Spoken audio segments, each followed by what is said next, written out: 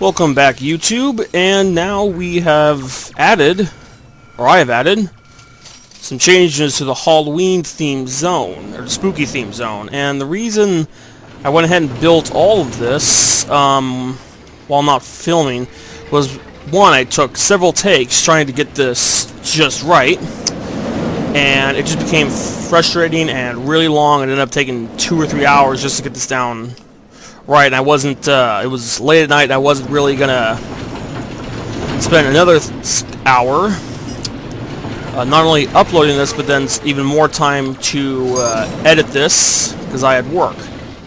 So that's why I went ahead and had this built and didn't film it. So let me at least show you. We're going to ignore that for a while.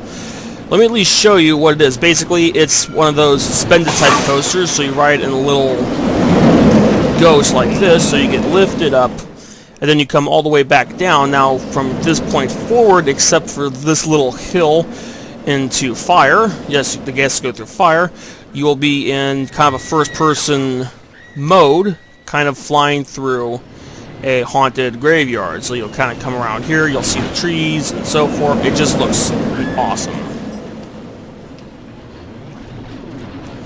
And I am going to build a wall in this video just to block this off so that these people can't see the ride. I don't know if I'll build necessarily a large wall. Alright, it's been fixed. That's good. And in retrospect, I'm probably going to build a wall right here and then cut it up right here. And this will be our little Halloween zone. I figured it'd just be easier just to have a bunch of smaller zones, because originally I wanted to make some big zones like from where my mouse is, zoop, zoop, have that be one big zone. But the more and more I build, the more and more I realize it's going to take a lot of work just to fill that one zone to one theme. And so that's the only problem I've noticed when trying to build themed worlds from what I've seen, or a themed zoned based theme park, is that you have to be a bit more careful about what you build. I mean, up here it's fine because this is all generic carnivals type stuff. It doesn't matter what I put there really, but this stuff is just, you know, I wanted to add more ride stuff up here, but the more I add, the less and less it seems like I would do. I mean, I could still do that underground coaster. I could have another roller coaster that goes underneath the entire zone, and it could even go underneath other zones. Because it'll be underground, I wouldn't have to necessarily worry about it. You know what? I might do that. I will build the wall here. So the wall will go here. Boop. Boop. And then that will be the end of the Halloween town zone. So let's go ahead and do that. Let's get our wall put together. We're going to use castle walls for this one, though.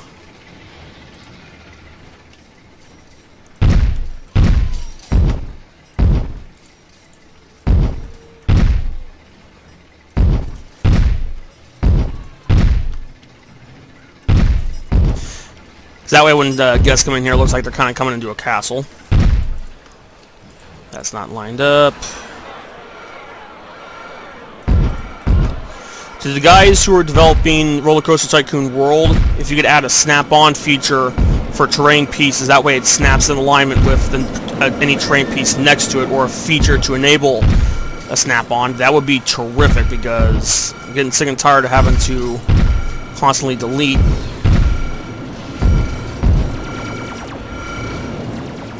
all sections here. Get rid of that and put this in its place. Lovely. Actually, we don't really need that. We don't need the wall to be that high. Yeah, like that.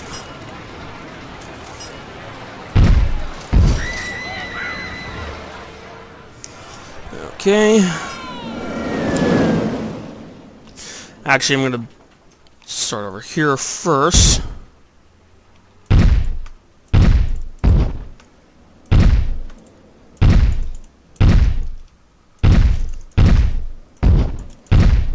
So anyways, figured I'll have something to talk about while I'm doing this. For those of you who don't know, something new to the RollerCoaster Tycoon series is that they've talked about a 4-person multiplayer, not competitive, but more of one of those cooperative multiplayers.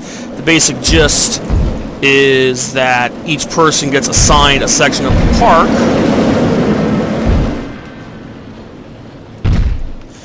and that each that way you could have 4 people building collectively to one big park. Now, I personally like this idea. What I might not like is guys coming around and, well, basically messing around with the design of the park. I don't know if we're going to be seeing a lot of that. No, we do not want to delete that.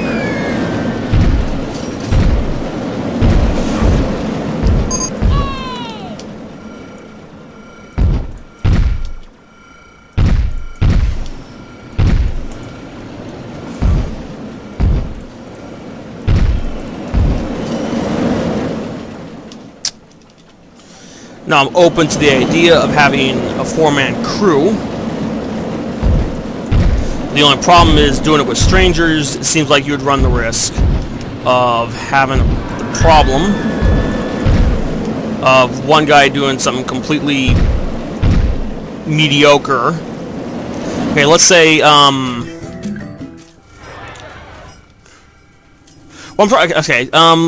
me start from the top.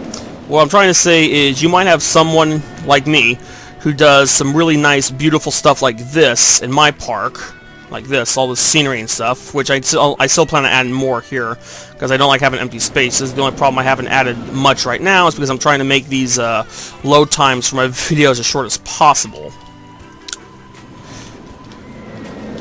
Anyways. But then you have a guy who just plops down whatever random stuff that he wants to plop down.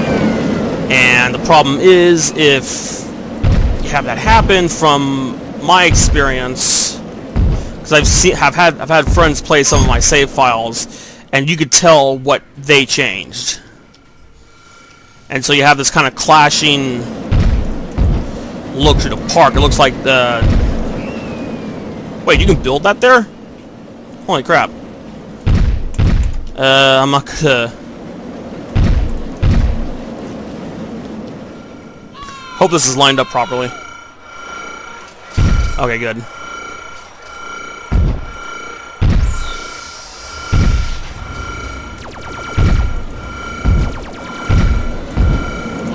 I just don't want to be one of those things where, I mean, I guess if they design it to where the host can kick players, that'll be okay. But I probably wouldn't use it unless it was with other friends I have on Steam or so forth, if it's going to be a Steam launch game that I would trust.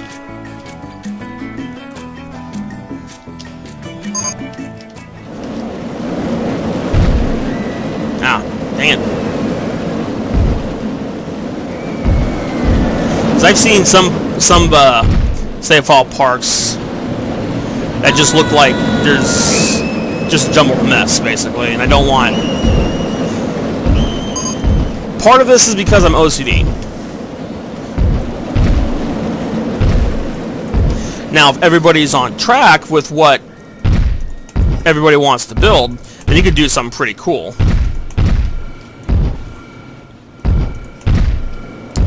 I'm trying to think of what else they were going to change. I mean, I've heard they talked about making coaster designing even easier, which I'm not sure what to say about that, because I like the coaster designer as is. I mean, granted, I can't design really amazing coasters like some other players can, but trying to simplify this could make it too easy to build really awesome coasters. Now, I know I'm kind of complaining about a game that's not supposed to be hard. I would call this is not a hardcore game by any stretch of the imagination. This is you could say it's a city builder type game.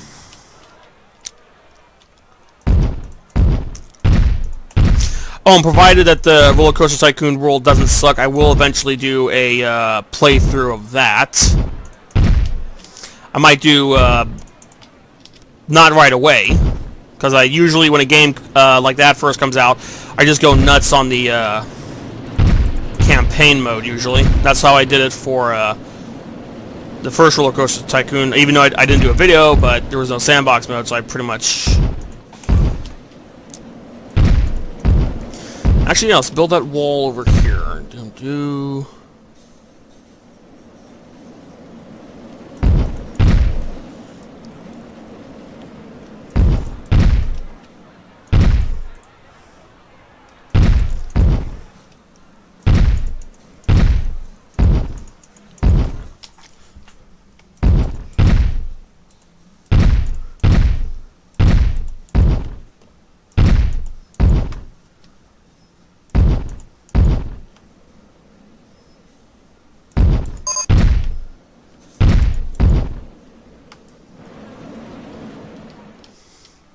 Okay, there we go.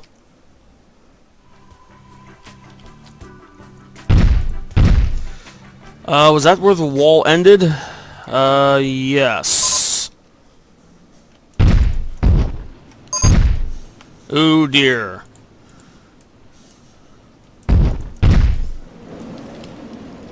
Oh, and also another thing for developers, RollerCoaster Tycoon, have some sort of lock feature on certain structures and scenery, because I keep on accidentally deleting my walkways, which is that's something I'm really too happy about. But I understand no game's perfect, but one of the things that you could improve over this is to add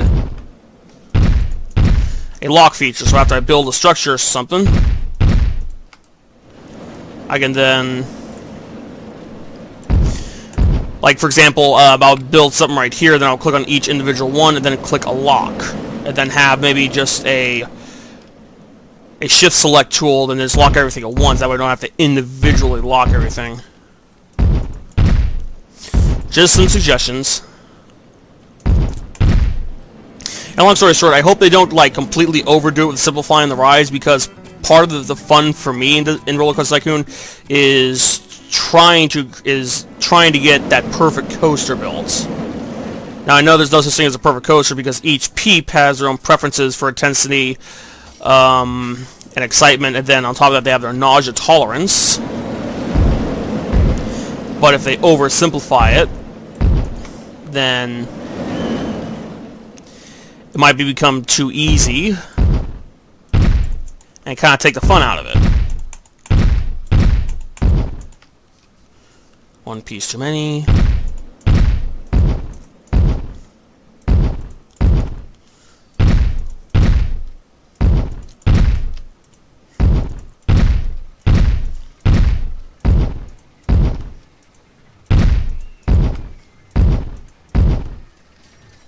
Oh, that was it. Ooh. I'm off.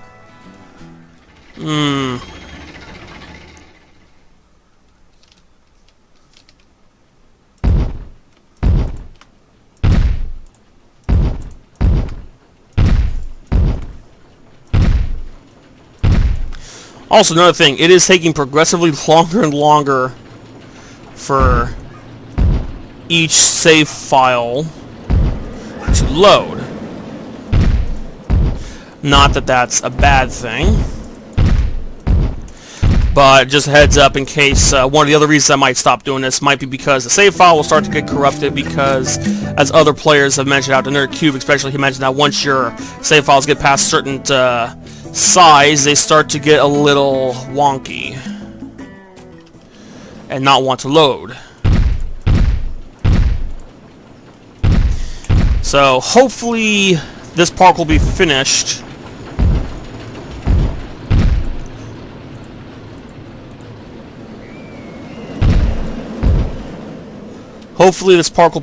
before we have to come to that road, because I really want to see this park completely finished. Yeah, unless you have a supercomputer, basically, and then if you can't, when you can get the save file loaded, you basically need a supercomputer to run it with any viewable speed frame limit. Also, another thing, I don't know if those of you who noticed, but YouTube is doing this kind of experiment where they've added support for 60 frames per second videos. I don't, so good news for, well, the only time I can see this being good news is for the gaming videos. So, I mean, you don't see, at least I don't see movies that are filmed at 60 frames a second. The only movie that I've ever seen filmed at 60 frames per second was actually an animated film. Well, not an official animated film, but it was the recobbled edition of The Thief and the Cobbler. For those of you who do not know what that movie is, I study film at school, so I know what I'm talking about certain obscure movies. Long story short, it was animated at 60 frames per second, which is, even by today's standards for an animation film, is unheard of. Nobody animates, even if it's CG, nobody animates their movie at 60 frames per second. But long story short is, I don't believe many people YouTubers are gonna be using 60 frames per second videos, except for the gaming videos, and not just gaming videos, the PC gaming videos, because almost all consoles, except for the latest ones, run at 30 frames a second. I don't own a PS4 and Xbox One, by the way, but from what I understand is that both, from what I understand, the PS4 can run a good chunk of its games at 60 frames, which is cool.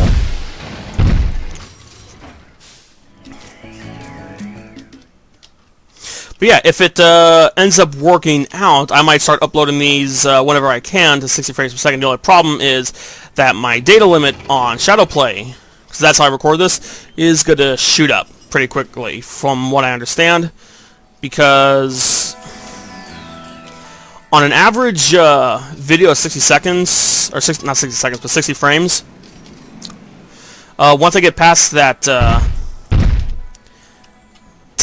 15 or 20 minute mark, depending on what the actual data size I put for the quality, it will actually start breaking up the videos. So basically what happens is Shadowplay is, once it gets like 2.5, I believe, gigs for a video file, it will immediately start recording onto a second video file. So if I wanted to do this, that means I might be spending more time in my videos just to splice them together. So if I do end up doing 60 frames per second as a regular thing, it might be longer in between video uploads. Like, it might be every other day, whereas now I'm to the point where I'm practically uploading a video every day. Alright, so we're finished with it. Once we finish this wall here, I know I probably shouldn't do this for my whole video, but right now I can't think of anything else to do, and in the next video, when I start, I'll probably end up using this area. We're going to try to see if we can get our underground coaster working, hopefully. I will go ahead and do a test run of this, not save it, but a test run of building it, and just try and remind myself what coaster I did and how high I built it and so forth. Okay, so now we need...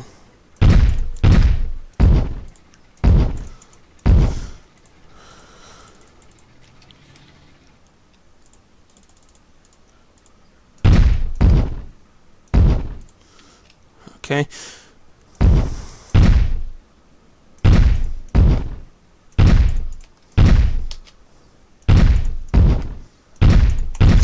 Yeah, sorry about me just building the wall for the whole video, but this helps, just having to do a video where I can just be a bit laid back and just talk about video game news, to me, is just a bit relaxing. It's a nice change of pace compared to what I had to do. Ah, crap, it's not lined up.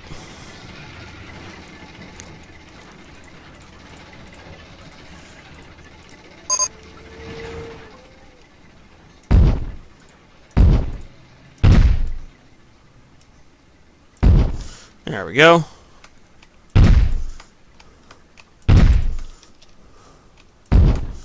There we go. Our haunted zone is now completely blocked off. The only two ways you can get in and out is by taking the monorail or by going down this walkway right up here. Okay. And that's good, because now we're at the 20-minute mark right here. So what I'm probably going to end up doing is the actual track will start here, and it'll go underground. It'll actually go straight down. So we're not going to have it going up and then down. To save space, we're going to have it just go, we're going to do a chain link, and then we're just going to drop the coaster underground. I'll kind of zoom around here, zoom, zoom, zoom, zoom, zoom, zoom, and then hook back up right here. I might make it a wooden coaster just to make it a bit more simplistic. Actually, that's a good idea, because I'm starting to... I kind of like wooden coasters a lot. Not because they're easier to design, but I just kind of like... They're a bit more nostalgic, if you know what I mean. It's a bit more old-fashioned, and for a haunted theme, for a zone, I think that kind of fits a bit more. I mean, this one is an exception, because this one is a suspended coaster, and you're kind of zipping through a graveyard. And going through fire, like, you literally... I should have showed you it. You literally go through the fire, so far I haven't had any complaints about that, so I think we're good. Alright, so anyways, in the next video I will start building our underground coaster. I will see you tomorrow on Halloween, because once that coaster is up and running, that will be the end of this themed area.